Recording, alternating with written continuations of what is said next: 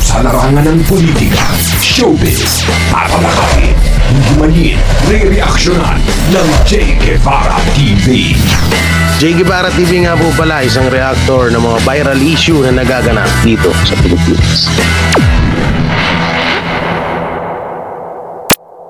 So, kamusta? What's up mga ka-DDS? Eto, Che Guevara nagbabalik dahil nagbalik na rin si Kalbo. Ang engkanto, ang maligno. Hindi, marami nagsasabi bakit daw ginagawa kong katawa-tawa yung mga vlogger. Katulad nito, si vlogger Nino Barsaga, aka Kulob Putok. Bayaran, dami niyang tawag sa kanya eh. Ba't ko nga ba ginagawang katawa-tawa? Hindi kasi ganito. Masyado na kasing toxic dito sa usapang politics. Kapag ito kasi sineryoso mo pa, no? Kung kung puro pagsiseryoso lang ang gagawin mo rito, parang mas maganda medyo lagyan din natin ng konting katawa-tawa. Para naman mas entertainment. At mukha naman katawa-tawa si Nino Barsaga eh. Ano ba ini-expect nyo dyan? No, kaya kayo mga ka-DDS sa lahat ng sumusuporta dito kay Che Guevara TV. At saka hindi po ako sanay ng malungkot. Hindi po ako sanay malungkot mag-react. Ayoko nang ganun eh. Ayoko nang inaantok sa akin yung mga viewers ko. No, at ayoko rin sa lahat na kabobohan at katangahan na nga ang kinakalat nito ng mga ganitong mga vlogger dito sa social media. Magsaseryoso pa ako. No. So nga pala, bago natin ito simulan, don't forget to like, share, comment, and subscribe sa ating YouTube channel. At pakipindot na lang din po yung bell button para lagi tayong updated sa ating mga video araw-araw. So dito, sabi dito ni Nino Barsagis, sabi niya, porket ba mabait at kaibigan, kailangan ba protektahan na ng mga ilang senator? Ito po ay may 6,000 views, oh. Wala, buwababa ata views mo, ninyo. Kabahan ka na dyan. Sabi ko sa'yo, mag-boosting ka para nakikita ng mga supporters mo na marami pa rin naniniwala sa'yo. Kasi kapag sa oras na walang makita yan at hindi parang kukunti na lang naniniwala sa'yo, baka mga yan pa yung magtulak or mag-push na makulong ka. No, tsaka ito kahit papaano may utak din tong gagong to, no. Alam niyo kung bakit? Dito divert niya yung issue sa mga iba't ibang bagay. Katulad dito, nabanggit niya rin dito yung kay Senior Aguila. Na bakit daw si Senior Aguila hindi pinagtanggol ng mga senator? Bakit? Nakasama ba ng mga senator si Senior Aguila? Pinapalabas kasi nila dito, porket mayaman, kilala at marami ang tiga-suporta ni Pastor Apollo Kibuloy, kaya daw kinakampihan ng mga senator. So panoorin natin itong sinabi niya rito, no? Pagpasensyaan nyo na lang po sa mga bagong kumain dyan, medyo maduduwal lang po kayo dito sa mapapanood nyo itong taon to, dahil ito nga po ay gawa sa tae. Ang taong nilikha sa tae. Okay, wala rin natin. Magandang araw mga kaibigan. Walang magandang araw sa'yo. Nakita kitang hayop. Nagtataka ako sa mga ibang senator natin na mga pumirma para pigilan ang pag-aresto dito sa inaakusahan na sinasabing rapist, sinasabing child abuse, sinasabing scammer, at sinasabing kulto na namumuno na si Pastor Apollo Kibuloy. Okay. Hindi ko mawari kung ano ang mayroon ang taong ito, bakit gano'n na lang ang pagpoprotekta ng mga ibang senator natin.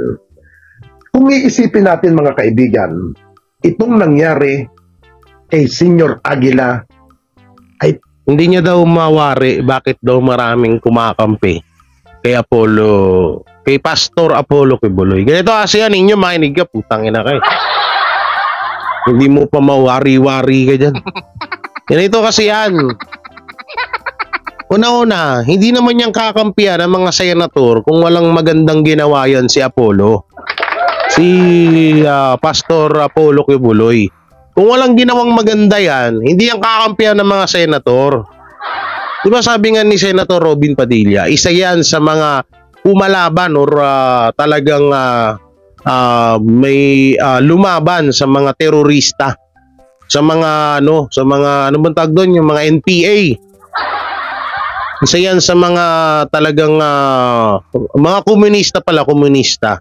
Isa yan sa mga lumaban. So doon, para sa akin, kahit din ako, pagtatanggol ko yung isang tao, may ginawa naman to dito sa Pilipinas eh.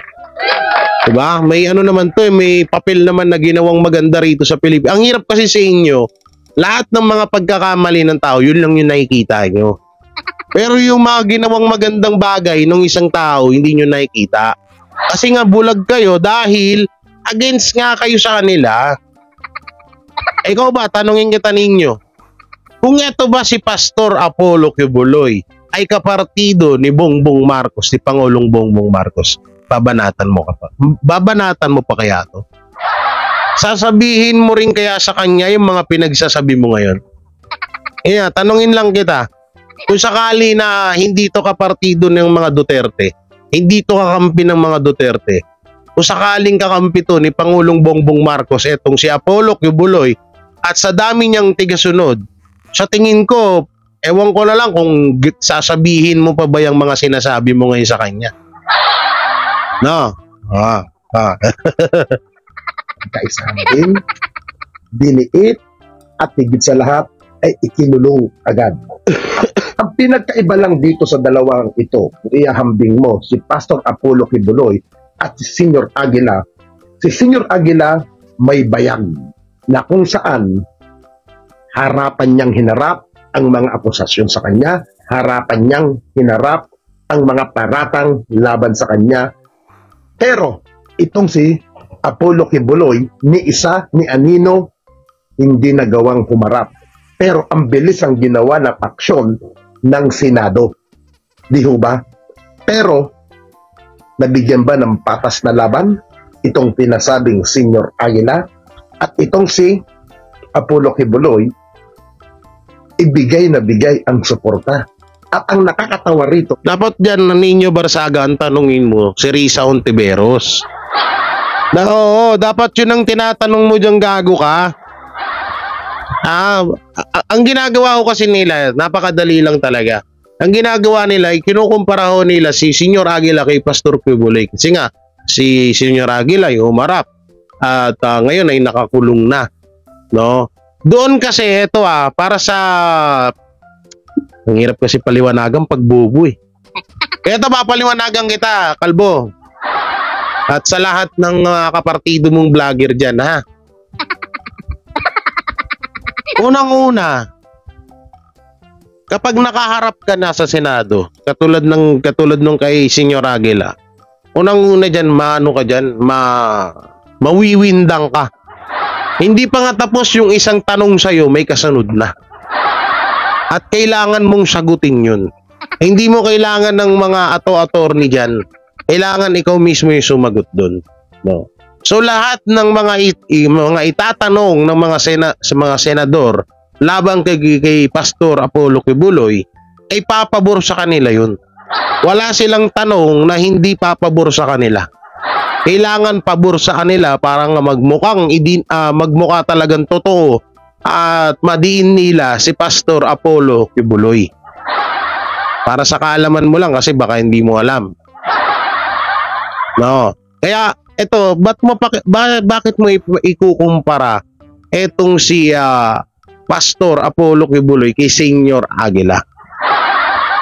Bakit? Eto lang ang pinagtataka ko dito, bakit hanggang ngayon wala pa rin sapat na ebidensya etong mga kalaban kay Pastor Apollo Kibuloy? Ba't puro witnesses na? Diba ganyan na ganyan din yung ginawa kay Senior Aguila? Saka ito lang bakit kapag hindi ka partido, no, bakit hindi kapag hindi ka partido ng isang katulad niyan, hindi ka partido nila Risa Ontiveros, etong mga katulad dito nila Senyor Aguila. Kasi ito kasi nakikita ko diyan, malaking banta po kasi itong mga katulad nito ni Senyor Aguila at ni Pastor Apollo Kibuloy dahil sa daming tiga-suporta nito. At alam naman nila na hindi kasi nila kapartido tong mga to. Biruin mo sa halimbawa sa 1 milyon, sagad na natin. 1 milyon ng tiga-suporta ni Pastor Apollo Kibuloy dito sa Pilipinas. 'Di ba? Malaking dagok sa mga kalaban 'yun. Malaking dagok sa inyo 'yun, 'di ba? Na may 1 milyon na tao na hindi boboto sa inyo at papabor. Ayun yung nakikita ko dito eh. Ngayon ito kung talagang may kaso si Kibuloy, no, dapat hindi dyan sa Senado pinag-uusapan yan. Ba't dyan kasi nga para expose o ganito. Tingnan mo, ito lahat ng ginawa ni Risa Ontiveros, yung kay Aguila, kay Pastor Kibuloy, isusumbat niya pagdating na eleksyon. Pustahan tayo. Ayun yung magiging mga Risa Ontiveros, pinaglaban ang mamamayang Pilipino sa masa. Pinaglaban ng kapwa Pilipino sa mga umaabuso sa mga kababaihan. Ganyan yung mga lalabas dyan, malamang sa malamang. Okay, tuloy natin to. Ang sinasabi ng ibang mga senador na pumipirma doon, mabait, mabuting tao. Bakit? Dahil meron kayong nakuwang pakinabang? Dahil meron kayong... Ikaw, ibabalik ko lahat yung sinabi mo. Bakit mo rin pinagtatanggol si BBM? Bakit todo paninira mo sa mga Duterte? Kasi kaya sinisiraan mo sila ang mga Duterte, wala ka na kasing mapakinabangan at hindi na rin sila mabait sa'yo. At kaya kinakampihan mo ang ating Pangulo. Doon naman sa pagkampi mo sa ating Pangulong Bongbong Marcos, wala namang problema doon. Pero mas maganda sana kung talagang mahal mo o sumusuporta ka sa ating gobyerno, pinopromote mo yung mga magagandang ginagawa nila. Kaso puro ka lang tirada sa mga Duterte at sa mga partido at sa mga katulad nito nila Apollo Pastor Kibuloy na partido nila nila Pangulong or former President Rodrigo Duterte. Kaya ka lang naman nagkakaganyan dahil bayad ka eh. Sa tingin ko sa iyo kung wala kang napapakinabangan sa kung sino man yung boss mo niyan na para ipagtanggol mo at para banatan mo ang mga Duterte at si Pastor Kibuloy, hindi ka rin nagsasalita ng ganyan ngayon dyan. So lahat din ng sinabi mo dito, balik lang sa'yo. Ulitin natin Kayo, at dahil meron na pumipirma doon, mabait, mabuting tao. Bakit? Dahil meron kayong nakuwang pakinabang? Dahil meron kayong may nakita kayo? At tumatanaw ba kayo ng utang na loob sa sinasabi ninyong mabuting tao? May putang ina mo, ikaw lang naman walang utang na loob eh. Birima, paano ko nasabing wala siyang utang na loob, no? Pero pagtapos yung pagkakitaan ng mga Duterte, ginatarantado niya na ngayon. Ang dapat kasi ganito, Ninyo Barsaga, ang dapat pinapaliwanag mo yung issue mo. Ba't lumilihis ka? Ba't puro ka kay Pastor? Bakit tayo mong pag-usapan na, ba't tayo may explain kung paano nga ba kung paano hindi makatotohanan yung ginawa mong katarantaduan doon sa mga tao? Ba't hindi mo ma-explain yun ngayon? Yun yung hinahanap namin eh. Bakit wala? Galing din, Bakit puro ka pang brainwash ng mga utu-utu mong supporter? Ninyo! Ito kasi hindi ko na dapat to re-reaction na. Nagsasawa na rin ako. Totoo lang, nagsasawa na ako dito eh. Kay Ninyo Tay Barsaga. Ito, parang iba na naman yung pwesto nyo. Parang nasa sementeryo eh. Yung mga ganyang tiles, pang sementeryo yan eh. Pero mo, may tiles sa pader oh, hanggang sa taas oh. Naduda rin ako eh. Ewan ko, baka stress na stress ka na ninyo. Para ka na rin si Makmak Umpak oh. Ang ina, ano yung mukha mo oh. Grabe no. Stress na ano. Ano, yung mga naging biktima ng Apollo Kibuloy na yan. Hahayaan nyo na lang ba Eh bakit ano, hindi lumalabas yan? ang buhay ng mga taong nilapastangan, ng mga taong naging biktima? At ngayon sasabihin nyo, bigyan ng karapatan? Papaano ang karapatan ng mga naging biktima niya? Nila Robin Padilla, Bongo, Amy Marcos at Cynthia Villar.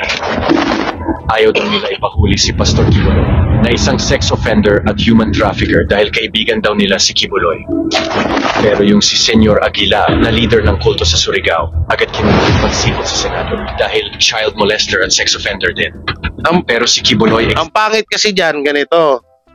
Bakit kasi humarap yan si Aguila dyan? Kasi kahit sino, no, kahit sinong tao na iharap diyan sa Senado, wala ka talagang panalo diyan. Lahat ng katanungan diyan pabor sa kanila sa Senado. Kung sino man, kung halimbawa si Risa, 'di ba? Si Risa nagtatanong diyan, katulad din nitong kay Pastor, pinapatawag niya, 'di ba? Pinapatawag nila sa Senado para doon nila pag-usapan. Eh lahat ng itatanong nun ni Risa pabor sa kanya 'yun. Walang pabor doon lahat kay Kibuloy.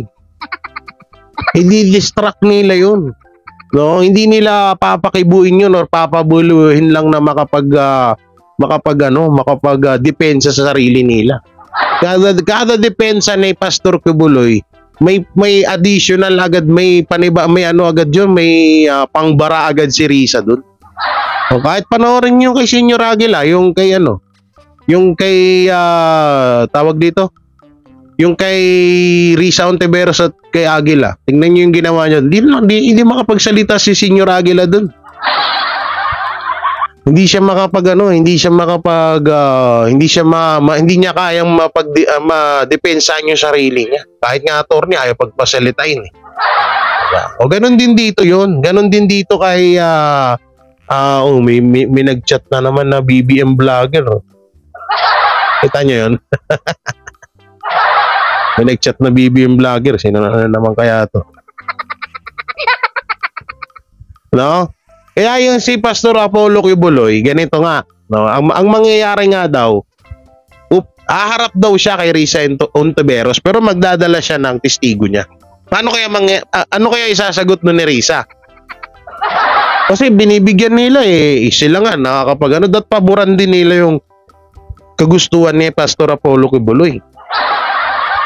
Ngayon ito Ninyong Barsaga, tanong ko sa iyo, anong alam mo sa batas? Tanongin lang kita, no? Anong alam mo sa batas? So ibig sabihin yung mga ginawa mo pala doon sa tao, tama yung ginawa mo. So, binayaran mo sila para sirain si Apollo Kibuloy. Tapos ngayon naghahanap ka ng binibrainwash mo yung mga ututumong mga supporters. Ayaw daw nila ipahuli si Pastor Kibuloy na isang sex offender at human trafficker dahil kaibigan daw nila si Kibuloy. Pero yung si Senyor Aguila na leader ng kulto sa Surigao, agad kinulit magsipot sa Senado dahil child molester. Ito hirap sa kanila, no? Ang hilig nila magkumpara lagi. Totoo lang. Yung kay Senyor Aguila kasi, una, ultimong mga tiga dun talaga.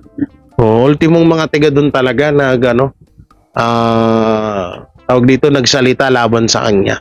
Kita pa yung mga mukha. Hindi katulad nitong kay Pastor Apollo Kibuloy, lahat naka-face mask. Lahat tagong-tago eh.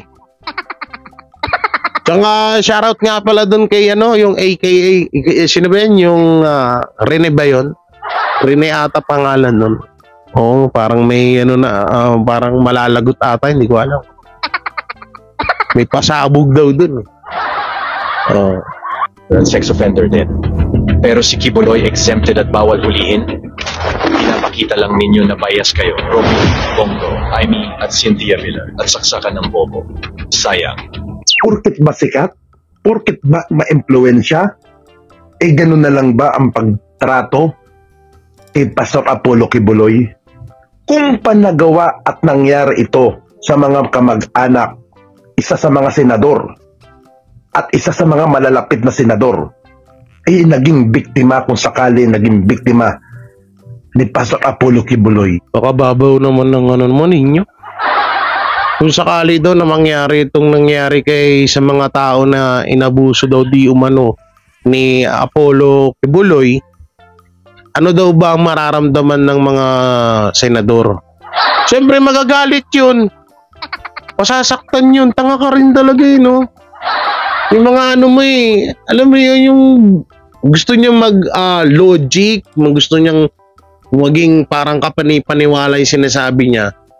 Hindi niya rin masyadong iniisip na masyado, na wala naman talagang saysay. Sabi mo paano kayo mga senador na sa inyo mangyari ito? Malamang mga galit yun. Tanga ka ba? Parang kabubuhan naman yata yung mga katanungan mo ninyo. Ganyan ba ang magiging trato nila? Ganyan ba ang pagiging pagdepensa? Ganun ba ang pagbibigay nila ng proteksyon? I thanks, hindi ganyan ang Anong I thanks? I thanks. Ninyo, wag ka na kasi mag-English. Pause na nga ako, pinapatawa mo na naman ako eh. Ay naku, I thanks. Ilang wala niya, kapatawa ka talaga. Ulitin natin, pakinggan nyo Ganyan ba ang pagiging pagdepensa? Ganun ba ang pagbibigay nila ng proteksyon? I thanks, hindi ganyan ang gagawin nila. I thanks. I think, hindi I thanks.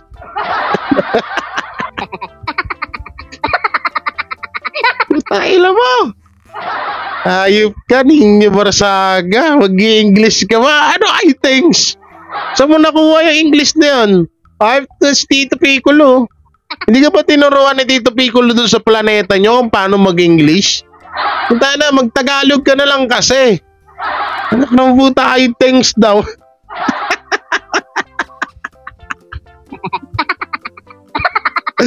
Ay, naku po, Ninyo Barsaga.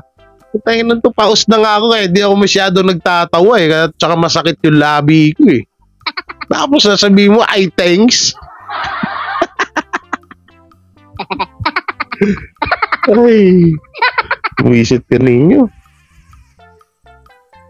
Ganyan ba ang pagiging pagdepensa? Ganun ba ang pagbibigay nila ng proteksyon? I thanks, hindi ganyan ang gagawin nila. Bagkus siguro, ang bilis siguro na panagutin. Dito natin makikita kung anong klaseng meron tayo. Akala mo siguro ito kapag gumagawa siguro ng ganito mga videos si Ninyo Barsaga, feeling niya parang napakatalino niya na, no? Oo, kasi napapansin ko pag hindi nagmumura si Ninyo Barsaga at ganitong style niya sa pagbablog, parang parang may mga sinusundot siyang English tapos hindi maintindihan. Katulad yun, I thanks. Paano naging I thanks? I think. I thanks.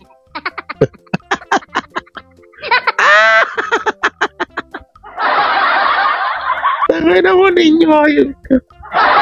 Pinasaya mo na naman yung araw ko. I thanks ang putik. Na mga mangingilan-ngilang senador na tudong depensa, tudong bakbak at para lang ipagtanggol ang mga iilang tao. Nakakaawa ang bayan ito kung ganito ang nagiging nangyayari sa ilang mga... Bakit? Porket senador ba wala na silang karapatan? Wala na ba silang karapatan na ipagtanggol yung wala na ba silang karapatan na ipagtanggol yung ayon kung ano yung nasa isip nilang tama? Porket senador, yan ang pinaka-toxic dito sa politics, no? Kapag ang isang senator, nakita mo sa Japan, sasabihin na lang nila na hindi ginagampanan agad yung trabaho. Kapag ang mga senator ay nakita nila na nasa ibang bansa, sasabihin nila, ay ginamit mo na naman yung pera ng bayan.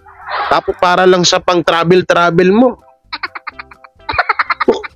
Pag nagiging senator, kailangan talagang sakal talaga. Ultimong yung pag-iisip niya, dapat kontrolin nyo. Uy, eto lang ano ba yung na yun? Nakalimutan ko na yun.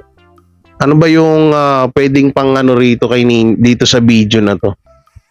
Kaya nyo na, sa susunod ko na lang ng video, nakalimutan ko. Dapat pala din-download ko muna eh. Meron kasi dati, di ba, na nagkampi-kampi din tong mga senator. Yung mga senator na nasa partido ng Pangulo.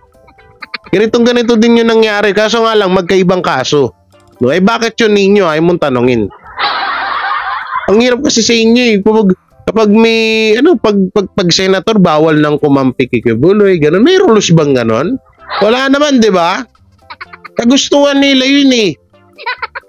Bakit mo kailangan kontrolin yung utak nila? Eh kung yun ang tama para sa kanila, hayaan mo sila. Ganun lang yun. Eh kung ikaw nga, putangin na kayo, hanggang ngayon, hindi mo pa rin nasasagot yung issue mo eh. Tapos, papasok ka sa problema ng iba? Sino ka? Yung ilang tong hayop na to. Okay. Natin. At yung mga ibang depensa sa taong inaakusahan ng mga panghahalay, panghaharas, nakakaawang bayan. Ang sabi nga, madali. Putay na, mas nakakaawa ang bayan kung ikaw ang tigapagtanggol dito. Puruin mo nagka-content ka na nga, sumahod ka na nga sa amo mo, doon sa panggagago mo sa mga tao, binigyan mo pa sila ng 100. Oh, sino kaya mas gago sa inyo ni Pastor? Okay, Buloy, di ba ikaw? Pero ang galing din ng strategy ni Nino Barsaga, no?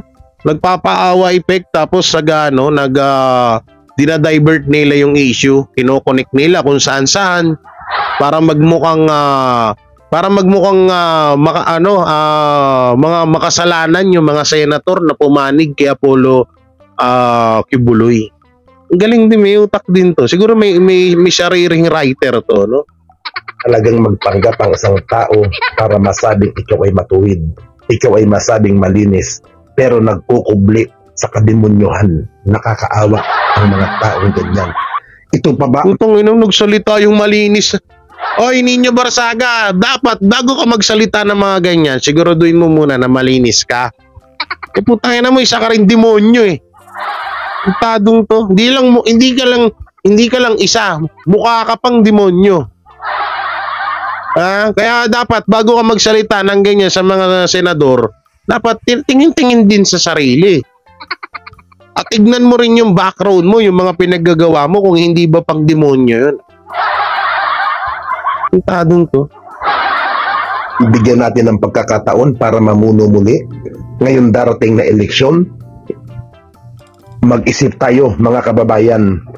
Bigyan natin ng puwang, bigyan natin ng hustisya. Ang mga tunay na nagsasalita, ang mga tunay na biktima, iyan ang bigyan ng pagkakataon na matramdaman nila ang presensya at ang hustisya para sa kanila sa mga nangyaring hindi ka nais-nais. Oh, yun pa. Tapos may CapCut pa sa dulo. Hype yung editor mo, di mo lang tinanggal yung watermark. Tsaka ito Nino Barsaga. Sa tingin mo papakinggan ka ng papakinggan ka ng tao. Eh alam naman ng mga tao yung karakas mo. Tanginang yan, hindi ka nag-iisip eh. Imbis na Tsaka ito lang hindi mo ba naisip na kaya mo lang yan sinabi dahil alam mong kakasuhan ka ni Pastor Apollo Kibuloy? Tama ba ako? Tama ba ako ninyo? Kaya todo ang paninira mo kay Pastor kasi delikado ka sa kanya ngayon. Ganun ba yun? Ay, naku ninyo. Pero ako tinatamad na nga lang tinatamad na nga din ako reaksyonan to si Nino Barsaga. Parang walang kakwenta-kwenta. Parang ang sarap niya lang talagang paglaruan. Hindi sa totoo lang. Pag pinapanood ko yung mga video ko, no, lalo yung mga parang nawawala ako sa ano. Oo, parang naglalaro lang talaga ako eh. Hindi naman talaga eh. Si Nino Barsaga, isa na lang ditong laruan niyan sa social media. Ewan ko kung ba't hindi ano to eh. Pagkakaalam ko marami nga itong mga tropang mga vlogger na mga sikat. No, dahil nga syempre, kukontakin siya tapos gagawin siyang katawa-tawa. Minsan ginagawa pa siyang estatwa. Diba? Wala naman sa ito sa social media eh. Totoo sin itong ginagawa ko. Sa'yo, wala. Trip ko lang. Wala akong magawa eh. Hindi, tsaka yung mga sinasabi niya kasi binabali ko din. O, ibinabalik ko sa kanya. Kung mo magsasalita ka ng gano'n na, kayo ba, mga kababayan? Mananatili pa ba kayo sa mga ganitong demonyong senator? Samantalang siya, ganun din. Diba may kasabihan tayo, bago ka magsalita ng ganyan sa tao, tignan mo muna kung hindi ba backfire sa sarili mo. Baka mamaya puro ka payo. Puro ka salita, yung pala ganun ka din. Diba? So mga ka-DDS, hanggang dito na lang yung video natin. Anong may kukomento nyo? At syempre, pakishare ng ating video at pakilike and subscribe. At pakipindot na lang din po yung bell button para lagi kayong updated sa ating mga video araw-araw. So next target ay si Coach Pink. Abangan niyo sa video natin, Coach Pink. Alam ko kulay ng bulbul mo. Kulay pink. So ingat pa palagi and God bless and peace and bye-bye.